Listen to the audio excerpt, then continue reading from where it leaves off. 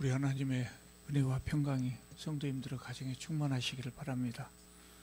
우리가 세상을 살다 보면 평범한 사람이라고 할지라도 평생에 한두 번은 중대한 결정을 내려야 할 때가 있습니다. 그 결정이 나에게만 영향을 미친다면 큰 문제가 될 것은 없을 것입니다.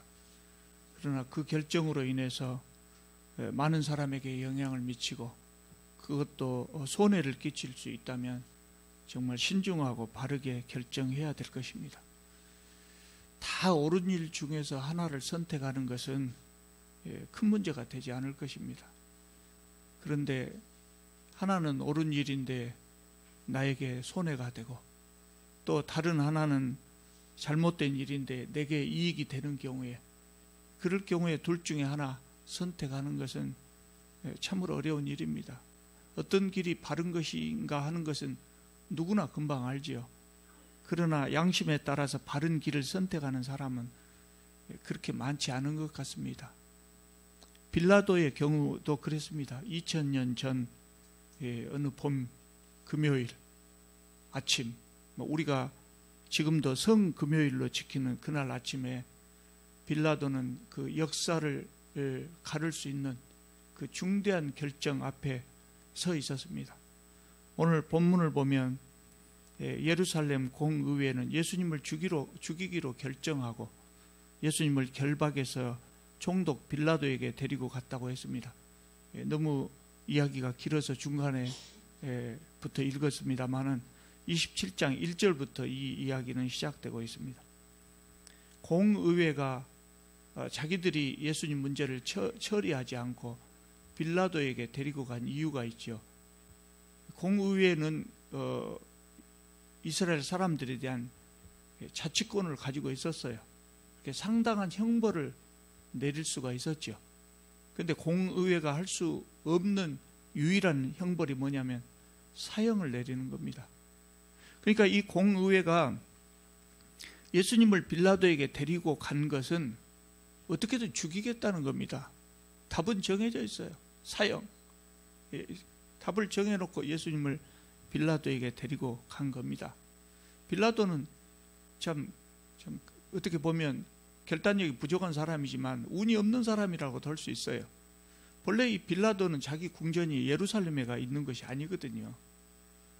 그러니까 예수님 사건을 맞지 않을 수도 있었다고요. 근데 이때는 하필 예루살렘에 와 있었어요. 자기의 궁전이 어디가 있냐면 예루살렘에서 서북쪽으로 상당히 멀리 떨어져 있는 가이사랴라 하는 지역에 있었어요. 근데 그때는 6월절이었기 때문에 임시로 예루살렘에 와 있었던 겁니다.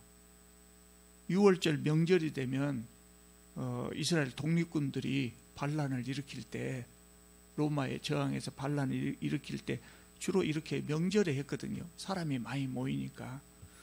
그래서 빌라도도 그것을 걱정해 가지고 군대를 이끌고 예루살렘에 와 있었던 겁니다. 그러다가 이 사건을 덜컥 맡게 된 것이죠. 유대 종교 지도자들이 예수님을 기소한 제목이 뭐입니까? 반역죄입니다. 로마에 대한 반역죄. 그런데 유대 지도자들이 예수님을 백성들에게 말할 때는 신성모독죄였어요.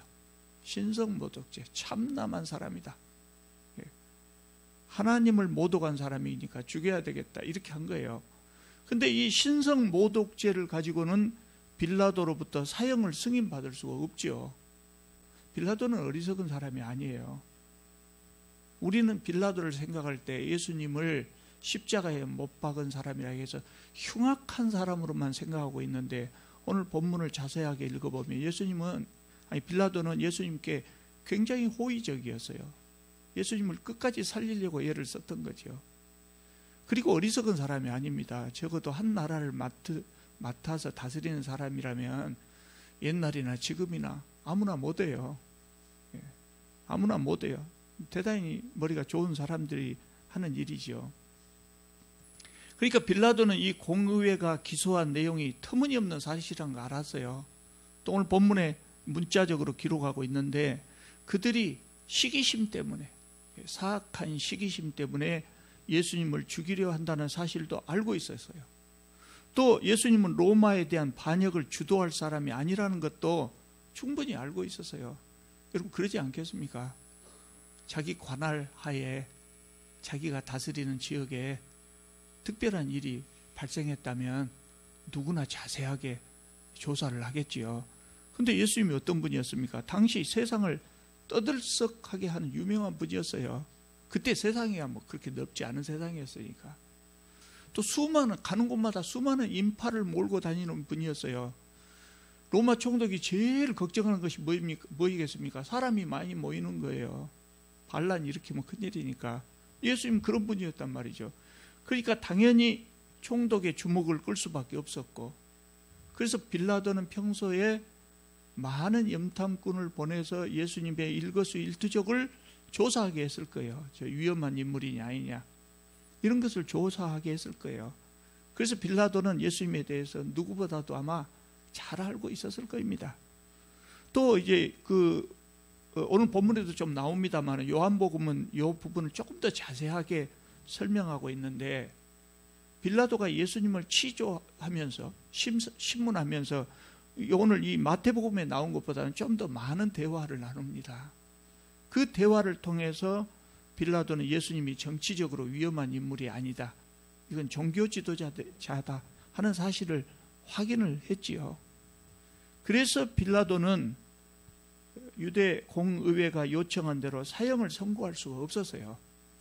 그렇지 않겠습니까? 아무리 악한 사람이라고 할지라도 한 사람의 생명을 끊는 건데, 그것도 본인이 생각할 때 죄 없다고 생각되는 사람에게 사형을 선고해야 되는데 그것이 선뜻 내키지는 않겠죠. 누구나.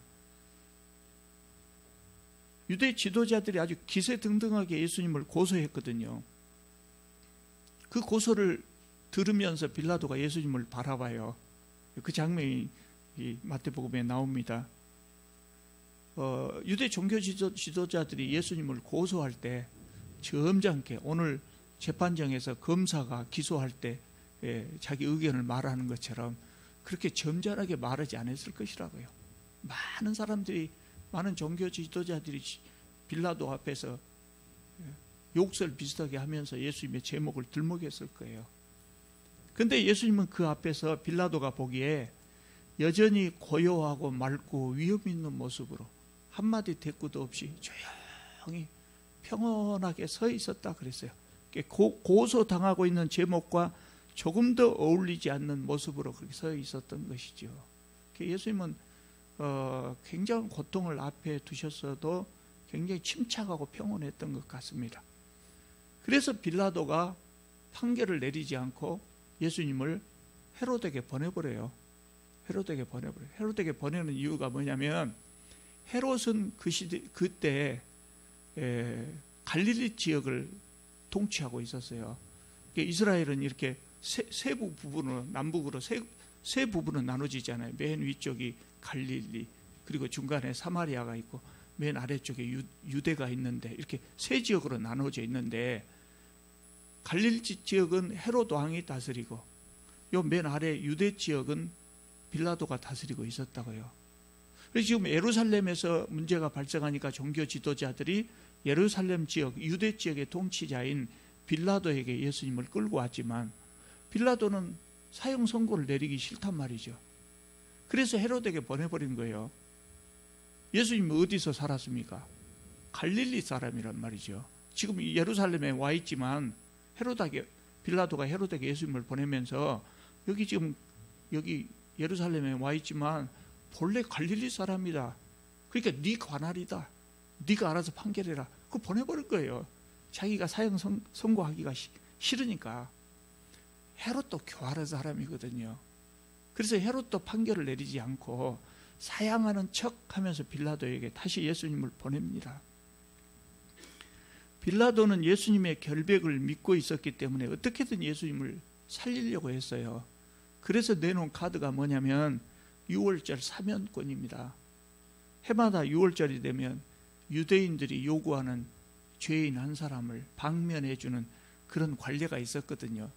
빌라도가 유대인들하고 이 우호적인 관계를 계속 유지하기 위해서 이런 제도를 두고 있었던 것 같습니다.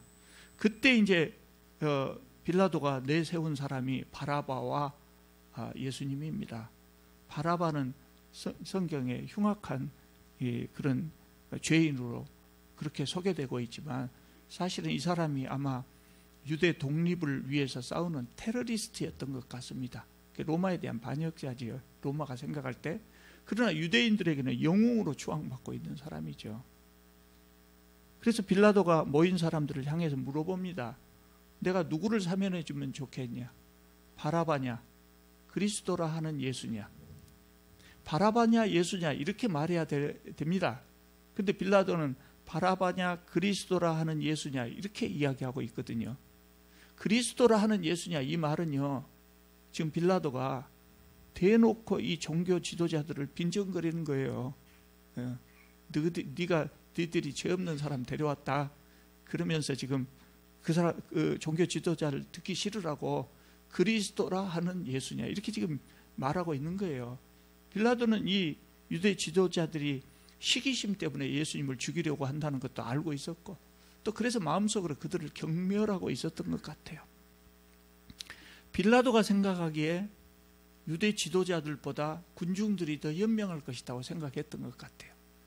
또 예수님이 이스라엘 사람들에게 인기가 있었기 때문에 빌라도가 그렇게 물어보면 군중들은 아마 예수님을 선택할지도 모른다, 그렇게 생각하고 물었던 것 같아요. 그리고 19절에 보면 중요한 말이 나오는데요. 19절 제가 한번 읽어보겠습니다. 총독이 재판석에 앉았을 때 그 아내가 사람을 보내어 이르되 저 오른 사람에게 아무 상관도 하지 마옵소서. 오늘 꿈에 내가 그 사람으로 인하여 얘를 많이 태웠나이다. 이렇게 전달이 왔어요. 그러니까 빌라도의 아내가 예수님에 대해서 알고 있었을 것 아닙니까? 하도 유명한 사람이니까. 빌라도의 아내가 예수님의 그 집회하는 자리에 가서 설교를 들어봤는가 안 들어봤는가는 몰라도 적어도 많은 사람들로부터 이렇게 소문을 들었을 것 아닙니까? 그 알고 있었던 사람인데 하필 그날 꿈을 꾼 겁니다. 근데 꿈속에 예수님 때문에 얘를 먹었다고 그래요. 그러면서 빌라도에게 이 말을 전하는 겁니다. 우리 기독교 전승에 의하면 빌라도의 아내는 클라우디아라고 하는 사람이었는데 이 사람이 후에 기독교인이 됩니다. 그리고 그리스와 이디오피아 교회에서는 지금도 이 여인을 성자의 반열에 포함시키고 있다고 그래요. 그러니까 그 후에 아마 이 클라우디아라고 하는 여인은 열심히 예수님을 믿었던 것 같아요. 하나님께서 이 여인의 꿈을 통해서 빌라도에게 경고하신 겁니다. 예수님은 무죄하니 함부로 하지 말라고 경고하신 겁니다. 그럼에도 불구하고 빌라도는 그 경고를 소홀히 여겼던 것 같아요. 그러나 그의 아내는 그날 꾼 꿈이 너무나 생생하고 강렬했기 때문에 후에 예수님을 구주로 믿고 섬긴 것이죠. 빌라도가 군중들에게 누구를 사면하면 좋겠냐고 물었을 때, 그럴 때 유대 지도자들이 군중들 속에 사람들을 보냅니다. 이미 심어놨죠. 그때 보낸 것이 아니라 이미 사람들을 심어놓고 선동을 하는 거예요. 바라바를 석방하라, 이렇게 선동을 하는 거예요. 군중들에게는 빌라도보다는 이 유대 종교 지도자들이 더 영향력이 있었을 것 아닙니까? 그래서 빌라도가 다시 묻습니다. 그러면 그리스도라 하는 예수를 내가 어떻게 하면 좋겠느냐? 백성들이 바라바를 선택하니까 그러면 예수는 어떻게 하면 좋겠느냐? 다시 물어요. 왜 다시 물었을까요? 바라바를 선택하니까 바라바를 석방할 수밖에 없지만 빌라도 마음속에는 예수님도 석방하고 싶거든요. 다 석방하고 싶은 거죠. 이번에는 두 사람을 석방하고 싶은 거죠. 그래서 예수는 어떻게 하면 좋겠느냐 이렇게 물은 겁니다. 누가복음에서 누가는 빌라도의 말에 한마디를 더 첨부하고 있어요. 뭐라고 하냐면 저의 행한 일에는 죽일 일이 없느니라. 그러므로 좀 때려서 놓아주는 것이 좋겠다, 이런 의견이에요. 매를 때리면 사람들의 화가 어느 정도 풀릴 거라고 생각한 거죠. 여러분, 종교 지도자들이 예수님을 왜 십자가에 못 박으라고 하는지 아세요? 그냥 사형이 아니에요. 십자가에 못 박아라. 십자가 형벌은 참혹한 형벌이지요. 그래서 로마에서도 웬만한 사람들은 십자가에 달지 않습니다. 로마에 대한 반역자들만 십자가형을 선고를 했지요.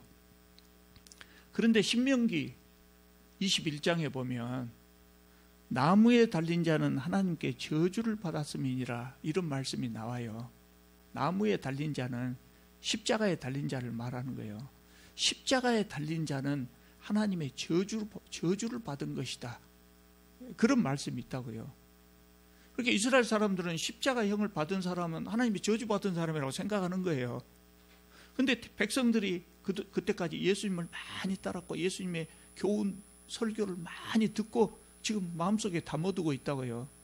그러니까 이스라엘 종교 지도자는 예수님의 가르침, 예수님의 평생의 그 생애의 교훈, 이것을 다 무효화시키고 싶은 거예요. 그렇게 하려면 예수님이 하나님 보낸 사람이 아니고 하나님의 저주받은 사람이라고 여기게끔 만들어야 되는 거죠. 그러니까 기어이 십자가에 달려고 하는 겁니다. 예수님을 죽일 뿐만 아니라 사람들의 생각에서 그 생각 속에서조차 지우려고 했던 것이죠. 빌라도의 이 행위를 보면 빌라도의 마음을 이해할 수가 있어요. 우리는 대부분 사람들이 빌라도는 그냥 흉악한 사람이다, 예수님 죽인 사람이다, 이렇게만 생각하고 있지만 빌라도가 다시 물어요. 왜 그러느냐? 도대체 왜 그러느냐? 이 사람이 도대체 무슨 악한 일을 했다고 그렇게 죽이려고 하느냐? 이렇게 물어요. 그러나 사람들은 그것에 대답하지 않고 막무가내로 십자가에 못 박으라고 더욱 소리를 질렀다, 이렇게 성경은 기록하고 있어요. 이 정도 되니까 빌라도가 이제 걱정하는 거 있을 거 아니에요. 뭘 걱정하겠어요? 폭동을 걱정하는 것이죠. 그리고 자기가 예수님을 살리려고 노력했던 것은 이제 끝났다, 더 이상 안 되겠다, 이걸 느낀 거죠. 그래서 사람들이 보는 앞에서 손을 씻으면서 이 사람의 피에 대해서 나는 무죄하니 너희가 당하라, 이렇게 말합니다. 참 비열한 말이죠. 무슨 뜻입니까? 내가 볼 때 이 사람은 전혀 죄가 없다, 나는 사형을 선고하고 싶지 않다. 근데 그럼에도 불구하고 너희들이 그렇게 원하니 난 어쩔 수 없이 내놓는다. 나는 책임 없다. 나중에 뭔 일이 있으면 너희들이 책임져라, 그런 뜻입니다. 빌라도가 다스리던 이 유대 지역은요, 로마 제국, 거대한 로마 제국의 입장에서 봤을 때 별로 도움이 되지 않는 나라예요. 변방이 아주 작은 나라예요. 중요한 나라도 아니에요. 그러니까 빌라도에게는 로마에서 아주 군대를 보냈지만 아주 소규모 군대만 보낸 겁니다. 그러니까 밀란이 일어나면 빌라도는 자기가 가지고 있는 병력으로 그 밀란을 제압할 수가 없는 거예요. 제압하기 어려운 거예요. 그러니까 빌라도가 바라는 것은 그냥 조용조용하게만 넘어가면 좋겠다는 거예요. 옳든지 그러든지 간에 밀란이 일어나고 제압하지 못하면 당장 자기 자리가 위태로울 것 아니에요. 그러니까 빌라도에게 있어서 최선은 조용조용하게 넘어가는 거예요. 그래서 빌라도는 사형을 허락하고 만 것입니다. 여러분, 손을 씻는다고 해서 책임이 없어지는 것 아닙니다.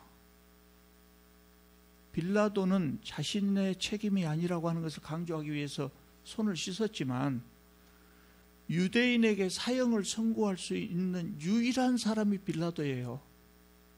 어찌됐건 어떤 사람이 사형을 당했다면 그것은 빌라도가 결정을 했기 때문이에요. 그렇기 때문에 빌라도는 예수님의 사형 선고에 대해서 책임을 면할 수가 없는 겁니다. 나는 책임이 없다 그랬지만 절대로 책임을 면할 수가 없는 것입니다. 그래서 사도신경에는 이 빌라도가 예수님께 고난을 준 인물로 기록되어 있지 않습니까? 아마 기독교가 전해지는 곳은 어느 곳에서나 수백 년, 수천 년이 흐른 다음에도 본디오 빌라도에게 고난을 받아 십자가에 못 박혀 죽으시고, 이 사도신경이 암송될 수밖에 없을 거예요. 그리고 많은 사람들에게 빌라도는 비겁하게 예수님을 십자가에 못 박도록 내줄 수밖에 없었던 그런 인물로 기억이 될 것입니다. 빌라도는 예수님의 결백을 전혀 의심하지 않았습니다. 그래서 이 사람은 그날 아침에 인류 역사에 엄청난 영향을 줄 수 있는 아주 위대한 결정을 할 수 있었어요. 석방 그렇게 했으면 참 역사가 달라졌을 수도 있어요. 본인도 명예로울 수도 있었어요. 그럼에도 불구하고 빌라도는 자기의 그 작은 자리를 보존하고 싶은 그 마음 때문에 기회를 잃고 영원한 죄인이 되고 말았습니다. 그래서 저는 이 빌라도를 생각할 때마다 참 못된 놈이다, 그런 생각보다도 정말 안타깝다, 참 안타까운 사람이다, 엄청나게 중요한 결정, 참 두고두고 기독교인들에게 참 영웅으로 추앙될 수 있는 그런 기회를 상실한 사람이고, 또 작게 봐서는 죄 없는 사람을 십자가에 단 사람이고, 참 안타까운 사람이다, 그런 느낌이 듭니다. 유대 역사가, 유세비우스가 유대 역사를 썼죠. 그 사람의 이 책에 써놓은 글을 보면 빌라도는 그 후로도 이 비극의 순간을 잊지 못했던 것 같아요. 계속해서 마음에 남았던 것 같아요. 아마 그 사람이 양심이 있었으면 그랬을 것 아닙니까? 죄 없는 사람에게 사형 선고하고 십자가에 달 때 마음이 좋지 않았겠죠. 두고두고 그 마음속에 있었던 것 같아요. 그리고 몇 년 후에 이 사람이 유배를 당합니다. 근데 유배를 당한 그 지역에서 유배를 당하다가 자살하고 말았다고 그렇게 전해집니다. 여러분, 우리가 한평생을 살다 보면 중요한 결정을 내려야 할 때가 있습니다. 요직에 있고 높은 자리에 있는 사람은 늘 중요한 결정을 내려야 되지만, 그런 자리에 있지 않은 사람도 중요한 결정을 내려야 될 기회가 일생에 한두 번은 와요. 그래서 우리는 나는 별로 높은 자리에 있지 않으니까 나하고 별로 상관없다, 이렇게 생각할 일이 아니에요.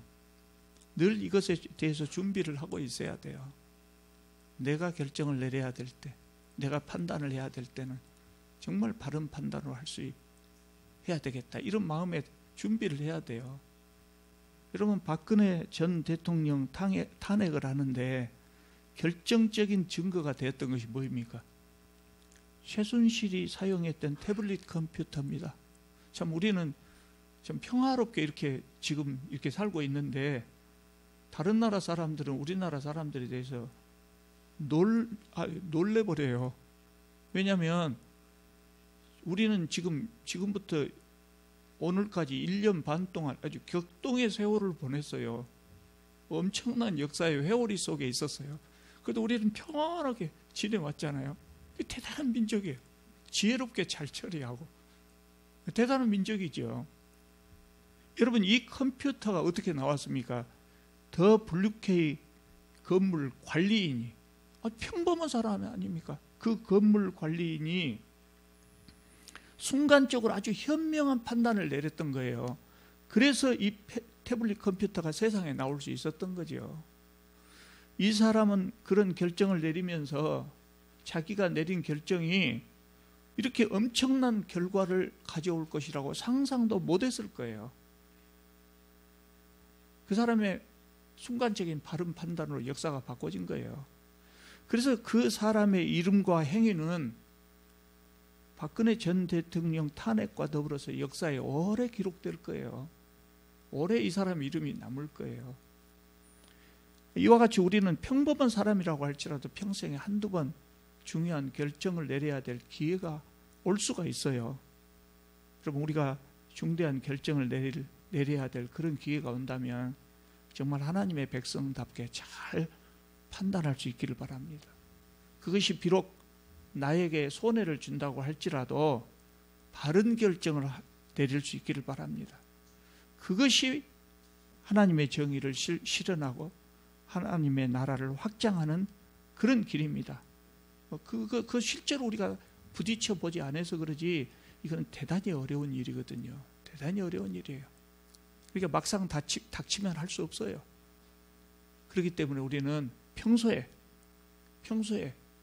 그런 용기를 주시고 올바른 판단력을 주시라고 열심히 기도하고 준비할 수 있기를 바랍니다. 기도하겠습니다. 거룩하시고 자비로우신 우리 하나님, 참 주님 앞에 감히 설 수도 없는 부족한 저희들을 위해서 독생자 예수 그리스도를 희생시켜 주시고 저희들을 죄에서 구해 주신 것을 참으로 감사드립니다. 주님, 저희들이 이 귀한 은혜를 받았사오니 이 귀한 은혜를 가슴에 담고 평생을 주님을 잘 섬기며 살아갈 수 있게 하여 주시옵소서. 주님 또한 저희들이 세상에 나가서 일을 할 때 큰 일이든 작은 일이든 의사결정을 내릴 때마다 주님의 백성답게 주님의 정의 편에 서서 올바른 결정을 내릴 수 있도록 저희들의 생각과 저희들의 마음을 주관하여 주시옵소서. 예수님의 이름으로 기도드립니다. 아멘.